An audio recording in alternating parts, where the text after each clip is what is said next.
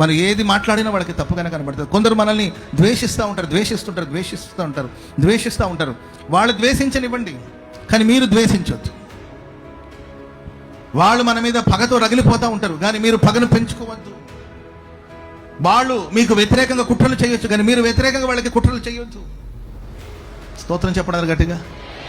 నేను ఎవరిని ద్వేషించను అనే ఒక తీర్మానానికి రావాలి. వాళ్ళు నిన్ను ద్వేషించే వాళ్ళు ఉంటారు, నీకు వ్యతిరేకంగా క్రియేట్ చేసేవాళ్ళు ఉంటారు, నీకు విరుద్ధంగా పోరాడే వాళ్ళు ఉంటారు, నీ వెంటనే అసహించుకునే వాళ్ళు ఉంటారు, నిన్ను చూస్తేనే చిరాకు పడేవాళ్ళు ఉంటారు, నిన్ను చూస్తేనే ఏంటంటే కడుపు మంటతో రగిలిపోయేవాళ్ళు మన చుట్టూ ఉండొచ్చు.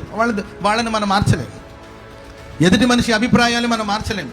కానీ మన మట్టుకు ఎవరి మీద ద్వేషాన్ని పెంచుకోవద్దు.